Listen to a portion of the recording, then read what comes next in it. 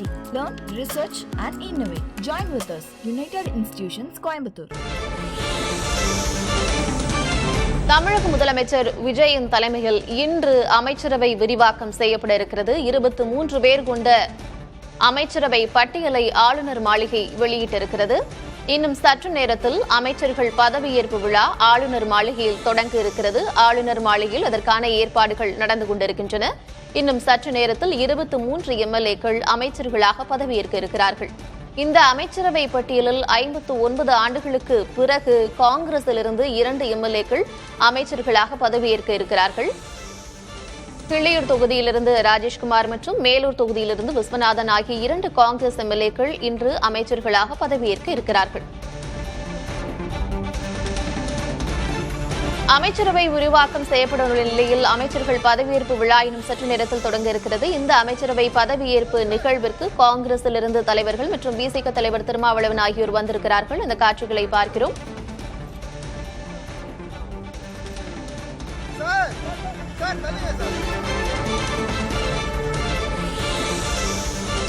அமைச்சரவை விரிவாக்கம் இன்று செய்யப்பட உள்ள நிலையில் இன்னும் சற்று நேரத்தில் அமைச்சர்கள் பதவியேற்பு விழா நடைபெற இருக்கிறது. இந்த பதவியேற்பு விழாவிற்கு முதலமைச்சர் விஜய் வந்து கொண்டிருக்கிறார். அந்த காட்சிகளை பார்க்கிறோம்.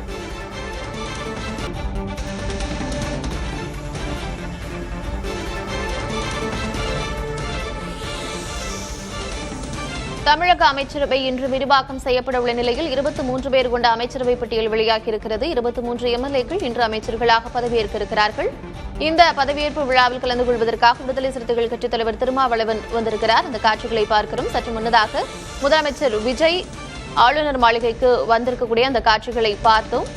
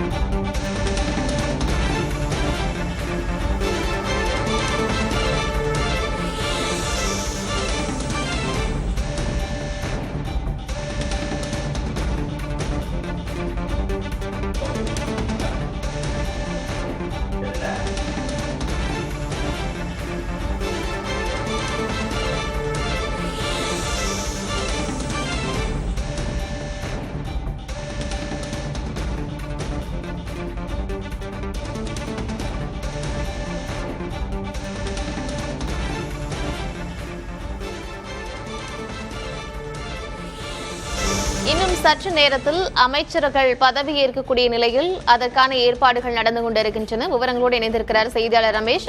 இன்னும் எவ்வளவு நேரத்தில் அமைச்சர்கள் பதவியேற்பு விழா நடைபெற இருக்கிறது? முதலமைச்சர் வந்துவிட்டாரா? வேறு யாரெல்லாம் நிகழ்ச்சிக்கு வந்திருக்கிறாங்க? என்ன விவரம்? சரியாக இன்னும் 5 நிமிடத்தில் பதவியேற்பு நடைபெறுகிறது. அமைச்சரவை விரிவாக்கத்தில் பல்வேறு முக்கியமான அம்சங்கள் நடைபெற்று வருகின்றன. தற்போது முதலமைச்சர் ஜோசப் விஜய் ராஜ்பவன் வந்திருக்கிறார். அதே போல சபாநாயகர், துணை சபாநாயகர் போன்றோரும் வந்திருக்கிறார்கள். இதுல முக்கியமா நம்ம கவனிக்க வேண்டியது குறிப்பாக பட்டியலினை வகுப்பை சேர்ந்தவர்களுக்கு 6 பேருக்கு வாய்ப்பு கொடுக்கப்பட்டிருக்கிறது. ஏற்கனவே ராஜ்மோகன் அமைச்சரவையில் சேர்க்கப்பட்டிருக்கக்கூடிய நிலையில் எஸ் கமலி, காந்திராஜ் அரக்கோணம், மதன் ராஜா, லோகேஷ் தமிழ்செல்வம் ராசிபுரம், அதே போல விஸ்வநாதன், தென்னரசு ஆகியோரெல்லாம் சேர்க்கும் பொழுது ஷெட்யூல்டு பிரிவில் சேர்ந்தவர்களுக்கு கிட்டத்தட்ட 6 பேருக்கு முதல் முறையாக வாய்ப்பு கொடுக்கப்பட்டிருக்கிறது. கடந்த திமுக ஆட்சியில் 4 பேருக்கு வாய்ப்பு கொடுக்கப்பட்ட நிலையில் இந்த 6 பேருக்கு கூடுதலாக கொடுத்திருக்கிறார்கள். அதே போல சென்னையில் 14 இடங்களில் வெற்றி பெற்ற தமிழக வெற்றி கழகத்தில் 7 பேர் அமைச்சராக இருக்கிறார்கள். 50% வந்து சென்னையிலேயே கொடுத்திருக்காங்க. ஆரம்பத்தில் பாத்தீங்கன்னா பெரம்பூர்ல ஆரம்பிச்சு ஆர்கே நகர், மரிய வில்சன், அதே போல ஆதுவனாப், ஆனந்த், மயிலாப்பூர், வேளச்சேரி என அனைத்து சென்னையை ஒட்டிய பகுதிகளில் அதிகம் கொடுத்திருக்காங்க. அதே போல ஸ்பீக்கரும் வந்து பாத்தீங்கன்னா சென்னையை சேர்ந்தவர் 1000 விளக்கு, அதே போல கொரோனா அரசு கொரோனாவும் விருகம்பாக்கம். ஆக மொத்தம் பார்த்தீங்கன்னு சொன்னால் 9 பேர் வெற்றி பெற்ற 14 பேரில் 9 பேர் முக்கியமான அரசு பொறுப்புக்கு வந்திருக்கிறார்கள். அதே போல பாத்தீங்கன்னு சொன்னால் காஞ்சிபுரத்தில் 2 பேருக்கு அமைச்சர் கொடுக்கப்பட்டது. காஞ்சிபுரத்தில் ரஞ்சித்தும், ஸ்ரீபெரும்புதூர் தொகுதியில வெற்றி பெற்ற ஒரு இளைஞருக்கும் வாய்ப்பு கொடுத்திருக்காங்க. உண்மையிலேயே சொல்ல வேண்டும் இன்றைக்கு ராஜீவ்காந்தியுடைய படுகொலை செய்யப்பட்ட தினம். அது ஸ்ரீபெரும்புதூரில் தான் அவருக்கு அந்த சம்பவம் நடைபெற்றது. இந்த நிலையில் ஸ்ரீபெரும்புதூரில் தோல்வியுற்ற செல்வ பெருந்தகையும் பதவியேற்பதற்கு வெற்றி பெற்ற ஒரு அமைச்சராக இருக்கிறார். இது போன்ற ஒரு வித்தியாசமான அரசியல் நிகழ்வுகள் நடைபெற்று வருகின்றன.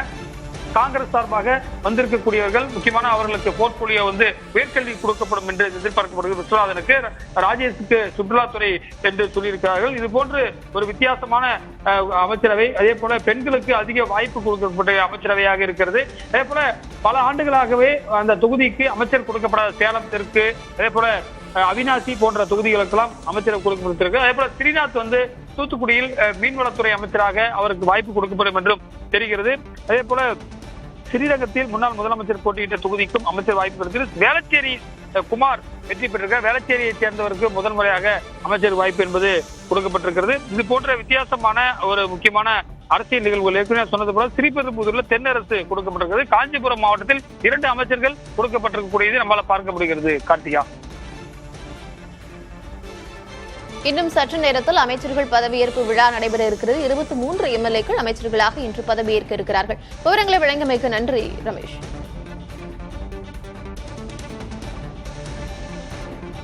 தமிழகத்தில் அமைச்சரவை விரிவாக்கம் இன்று நடைபெறுகிறது. அமைச்சரவை விரிவாக்கம் நடைபெறும் இடத்திற்கு ஆளுநர் மாளிகைக்கு முதலமைச்சர் விஜய் வருகை புரிந்திருக்கிறார். காட்சிகளை பார்க்கிறோம். பல முக்கிய முகங்கள், புதிய முகங்களுக்கு அமைச்சரவையில் இடமளிக்கப்பட்டிருக்கிறது. காங்கிரசின் சார்பாக 2 பேர் அமைச்சரவையில் பங்கேற்கிறார்கள். ஸ்ரீபெரும்புதூர் சட்டமன்ற உறுப்பினரும் அமைச்சரவையில் இடம்பெறுகிறார். தொடர்ந்து அந்த நிகழ்வுகளின் காட்சிகளை பார்க்கிறோம். ஆளுநர் மாளிகைக்கு முதலமைச்சர் விஜய் வருகை தந்திருக்க காட்சிகளை பார்க்கிறோம்.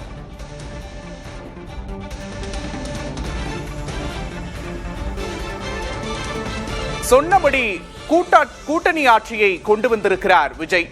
தமிழகத்தில் மலர்கிறது கூட்டணி ஆட்சி யுகம்.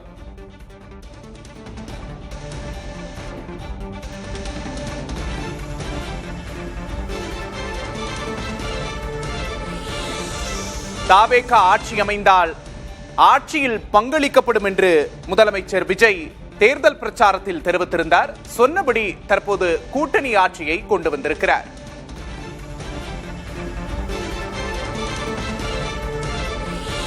தமிழகத்தில் மலர்கிறது கூட்டணி ஆட்சி யுகம்.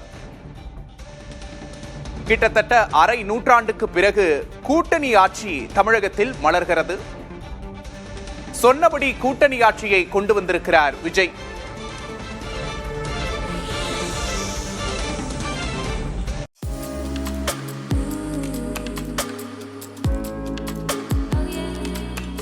UIT. Learn, research and innovate. Join with us. United Institutions, Coimbatore.